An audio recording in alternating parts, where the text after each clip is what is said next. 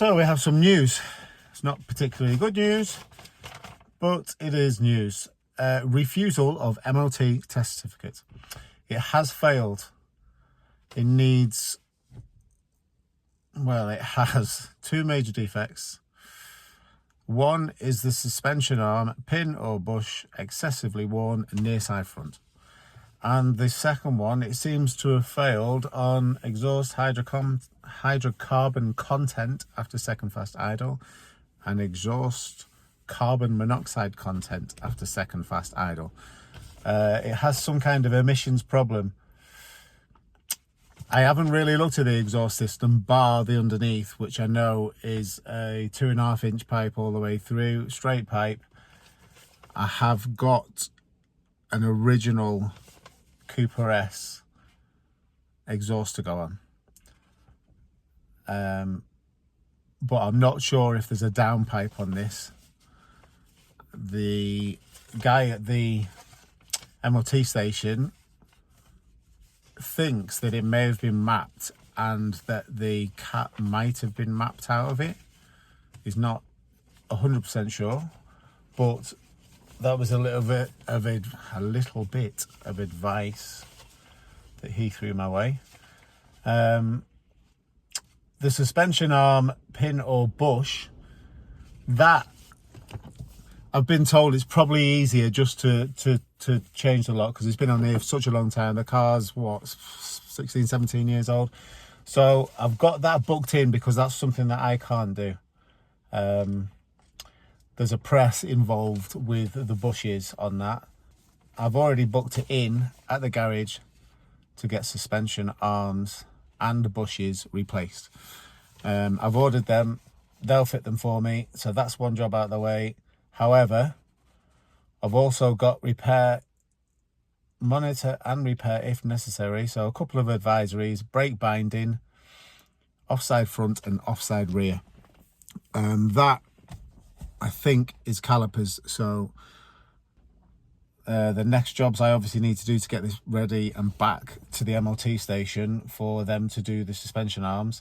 I want to get the calipers done, the exhaust off, the original exhaust back on, that is second hand, or that I've bought second hand, and also have a look at the downpipe and see where we are with that, because if it's not going to pass an emissions, I'm struggling.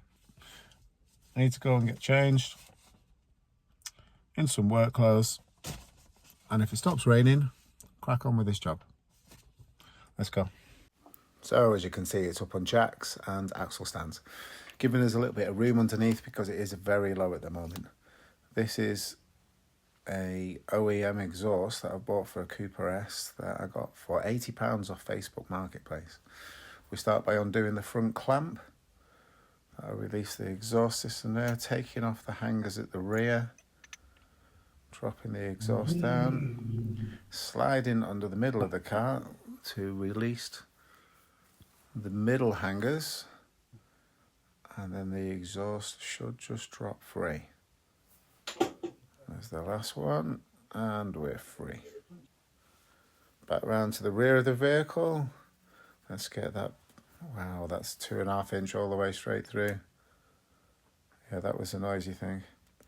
This, as you can see, OEM has a back box, will be a lot quieter than what we had on in the first place. Where I live, quietness is much appreciated. So we'll slide that into its hangers in the middle. That's that job done. Round to the rear, put it on the rear hangers, and there we go. Exhaust is on. And we're now on to the calipers. So we're starting with the front, offside,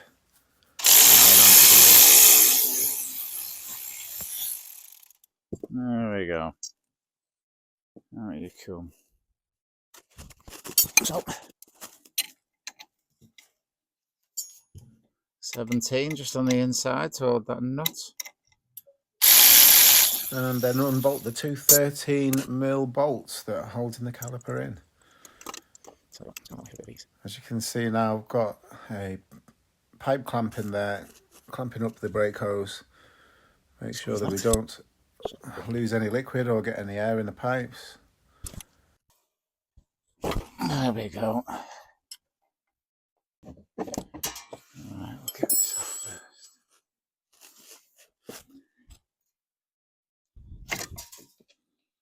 Okay.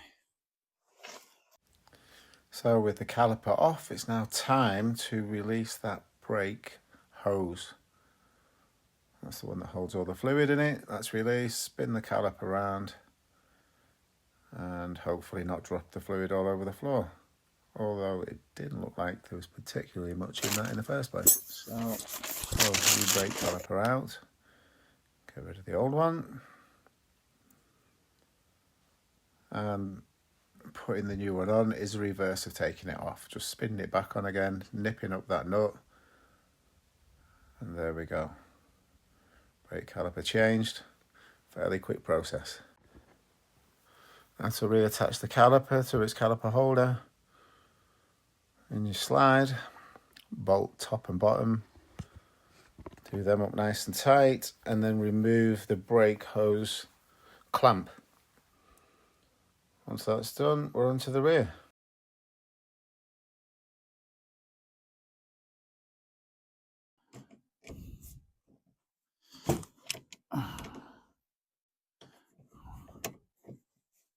Oh, that wasn't tight at all. Neither is that one. Jesus. Finger tight. Again, there's 2 bolts to undo on this, top and bottom. And also there is a sensor on this caliper that needs to be removed.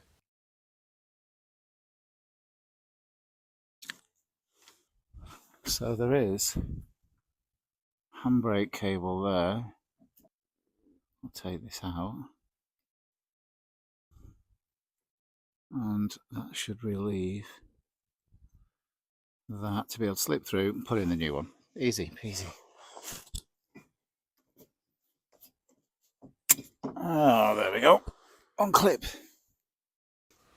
At this point, I put the brake caliper back on just to release that nut from the brake hose. Yeah, there we go. I know.